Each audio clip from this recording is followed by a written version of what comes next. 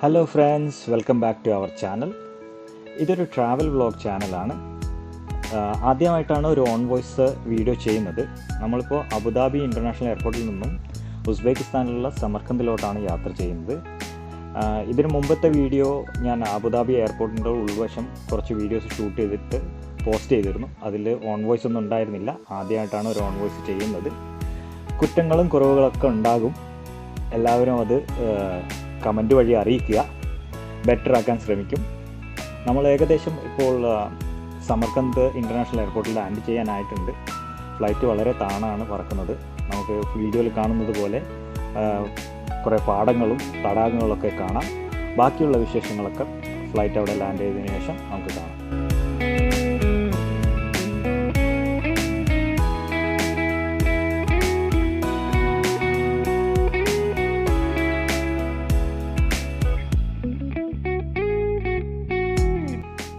Friends, അപ്പോൾ നമ്മൾ Samarkand international എയർപോർട്ടിൽ ലാൻഡ് ചെയ്തിരിക്കുകയാണ്. എമിഗ്രേഷൻ കൗണ്ടർ ലക്ഷ്യമാക്കിക്കൊണ്ട് നടക്കുകയാണ്. അധികം തിരക്കുകളൊന്നുമില്ല. ഇപ്പോൾ അബുദാബിയിൽ നിന്ന് വന്ന ഫ്ലൈറ്റിലുള്ള ആൾക്കാരാണിത്. ചെറിയൊരു എയർപോർട്ടാണ്. ബാക്കി വിശേഷങ്ങൾ നമുക്ക് പുറത്തിറങ്ങിയിട്ട് കാണാം.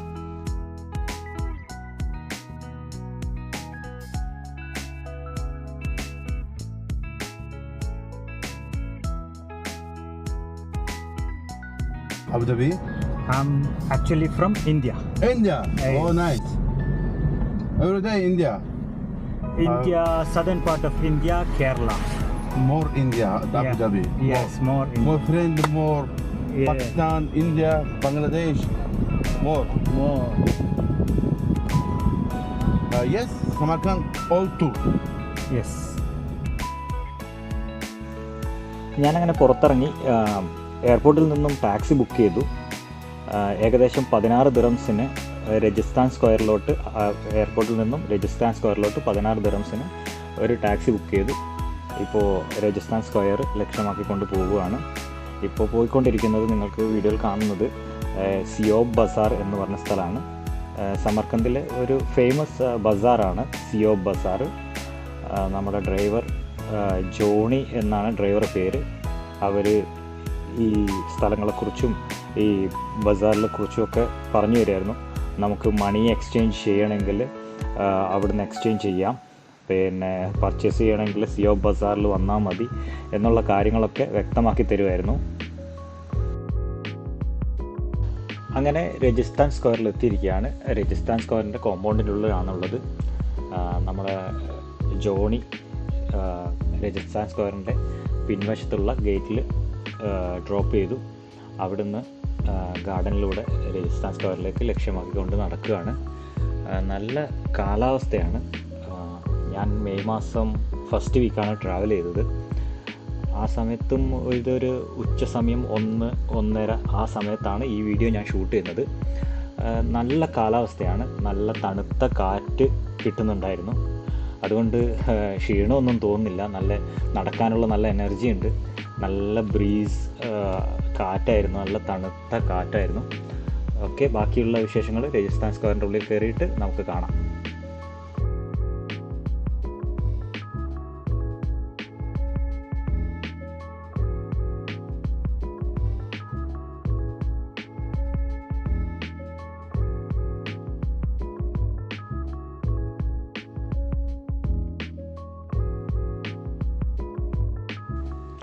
നമുക്ക് രജിസ്ഥാൻ സ്ക്വയറിൻ്റെ ഉള്ളിൽ കയറാൻ വേണ്ടിയിട്ട് എൻട്രി ഫീ ഉണ്ട്. അതിൻ്റെ ടിക്കറ്റ് കൗണ്ടറാണ് നിങ്ങളിപ്പോൾ വീഡിയോയിൽ കാണുന്നത്.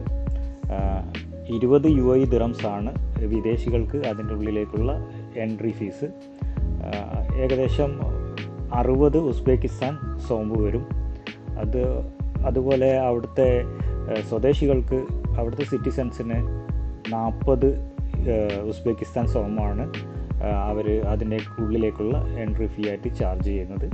ബാക്കി വിശേഷങ്ങൾ നമുക്ക് ഉള്ളിൽ കയറിയതിനു ശേഷം കാണാം.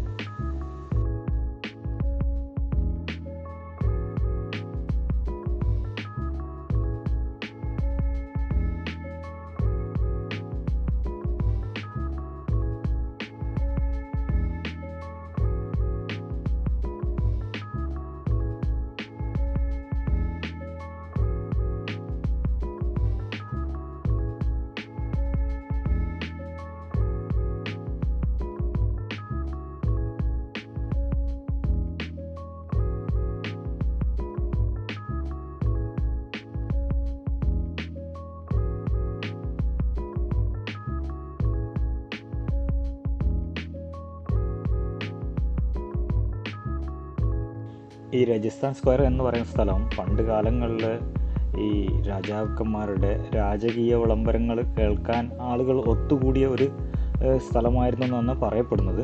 അതുപോലെ തിമൂർ നവോത്ഥാനത്തിൻ്റെ കേന്ദ്രമായിട്ടും ഈ സ്ക്വയറിനെ അറിയപ്പെടുന്നുണ്ട്.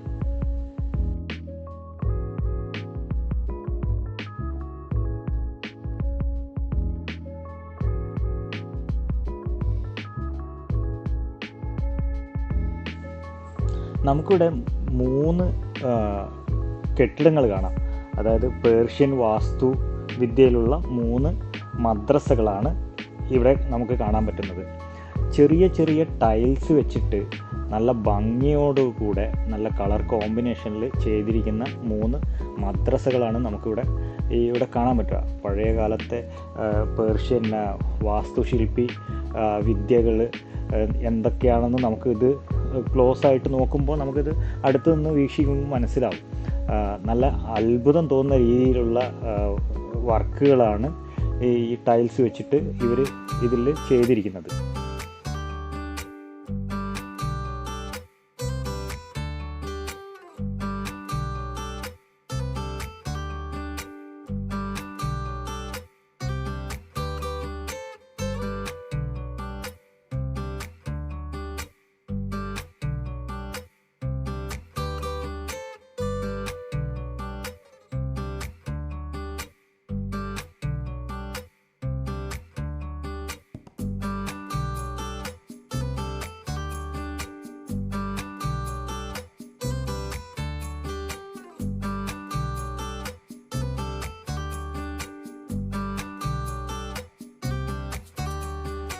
ഇതിൻ്റെ കൂടെ അവർ അവിടെ ഒരു സിൽക്ക് കാർപ്പറ്റ് എക്സിബിഷനും കൂടെ നടത്തുന്നുണ്ട്.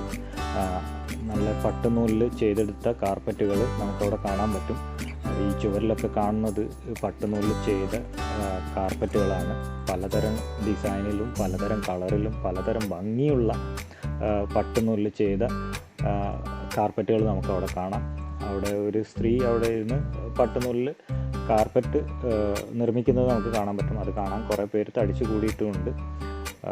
നല്ല ഭംഗിയുള്ള ആ ചുവരിലൊക്കെ കാണുന്നത് കാർപ്പറ്റാണ്. നമ്മൾ വിചാരിക്കും അത് കൊത്തുപണിയോ അല്ലെങ്കിൽ പെയിൻറ്റോ ആണെന്ന് വിചാരിക്കും. പക്ഷേ അതല്ല, അത് കറക്റ്റ് ഈ പട്ടുനൂലിൽ ചെയ്തെടുത്ത കാർപ്പറ്റുകളാണ് ആ ചുവരിലൊക്കെ വെച്ചിരിക്കുന്നത്.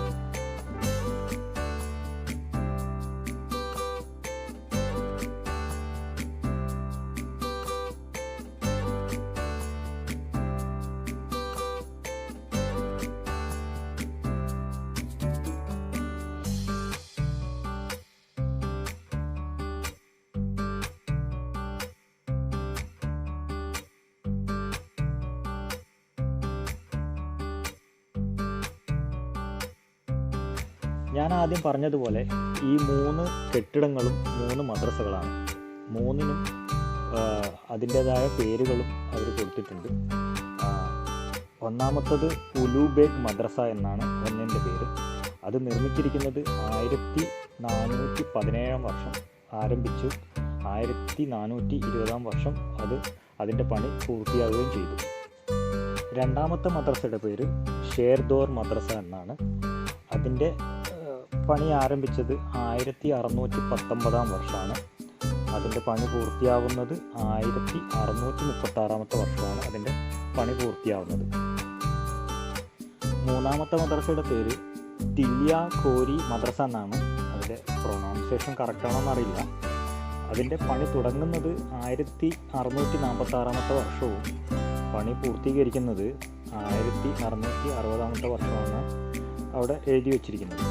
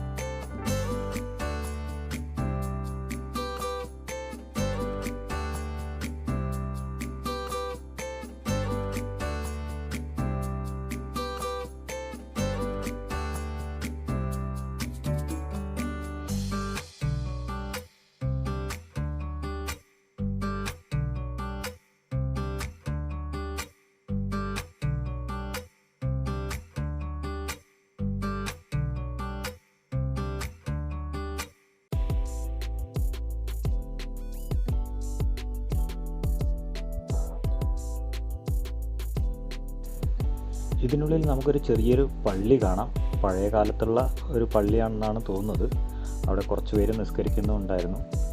പിന്നെ അതിനോട് ചേർന്നായിട്ട് ചെറിയ എക്സിബിഷൻ, പഴയ കാലത്തുള്ള മൺപാത്രങ്ങൾ, അവരുടെ മറ്റു ആയുധങ്ങൾ, അങ്ങനെ കുറച്ച് കാര്യങ്ങളും വെപ്പൺസും അങ്ങനെ പിന്നെ ഓർണമെൻറ്റ്സ് ഇതൊക്കെ അവിടെ എക്സിബിഷന് വെച്ചിട്ടുണ്ട്. അതിൻ്റെ കൂട്ടത്തിൽ ചെറിയ ചെറിയ സുവനീർ ഷോപ്പുകളും പിന്നെ മറ്റുള്ള ചെറിയ കച്ചവടക്കാരൊക്കെ ഉണ്ട്.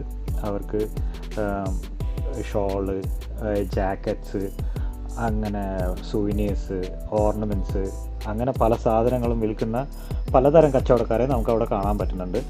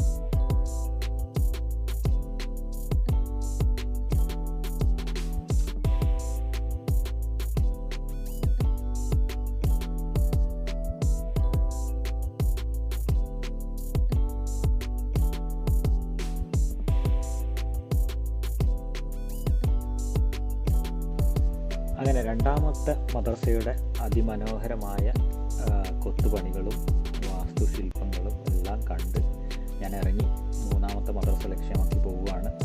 അവിടെ നമുക്ക് കാണാം ഒരു ഗൈഡ് ടൂറിസ്റ്റിന് ചരിത്രങ്ങളെപ്പറ്റി വിശദീകരിച്ചു കൊടുക്കുന്നത്. ഞാൻ ഗൈഡ് എടുത്തിട്ടുണ്ടായിരുന്നില്ല. അവിടെ ഇഷ്ടംപോലെ ഗൈഡുകളുണ്ട്. നമ്മൾ നടക്കുമ്പോൾ സ്ട്രീറ്റിലൊക്കെ നമ്മളോട് ചോദിക്കുന്നുണ്ട് ഗൈഡ് വേണോ എന്നുള്ളത്. എത്രയാണ് ചാർജ് എന്ന് ഞാൻ ചോദിച്ചില്ല. ഞാൻ ഗൈഡ് എടുക്കാതെയായിരുന്നു പോയത്. അപ്പോൾ നമ്മൾ രണ്ടാമത്തെ മദ്രസയിൽ നിന്നും പുറത്തിറങ്ങി മൂന്നാമത്തെ ബിൽഡിങ്ങിൽ ലക്ഷ്യമാക്കിക്കൊണ്ട് പോവുകയാണ്.